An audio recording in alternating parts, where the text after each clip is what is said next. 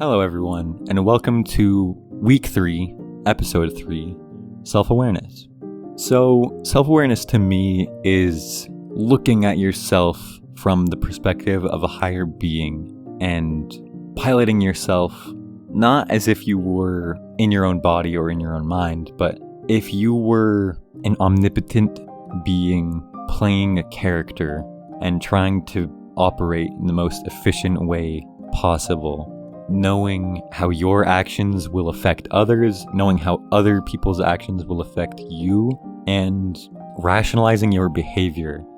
And specifically, not being irrational and trying to not get tunnel visioned, because I feel like that happens quite often with people, myself included. And I think it also includes being honest with yourself and knowing who you are.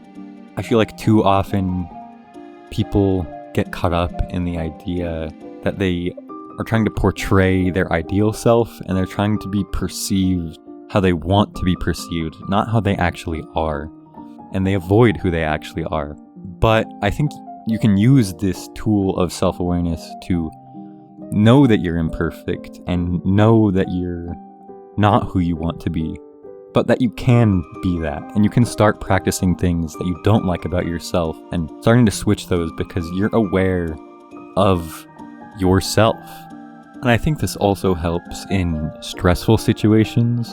So I work in a kitchen, and whenever I'm working on the line and there's a huge rush and I have to bust out food as fast as I can, I often put myself in a position to become tunnel visioned, and I just do things as fast as I can, and I do what I know, and I do what feels right.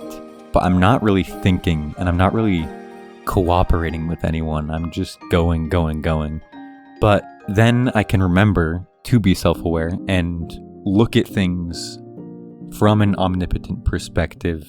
I can pilot my body in a way that is efficient for everyone. I can not only do what works for me, but I can also listen to others and cooperate with them. And I can take into perspective the whole situation as opposed to just what I was seeing. And the work becomes a lot more fulfilling because I'm no longer just working away, doing whatever. I'm helping and I'm doing things efficiently, and I'm telling other people how they can be efficient, and I'm taking other people's advice on how I can be more efficient.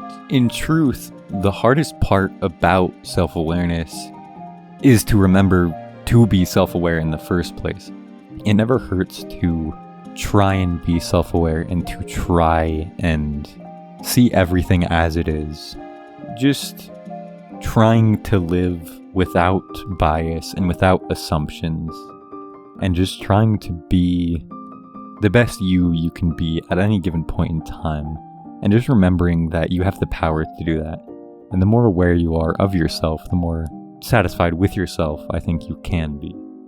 As always, if you have any suggestions or you want to talk about this topic, just leave those in the comments and I will look at them and discuss those with you.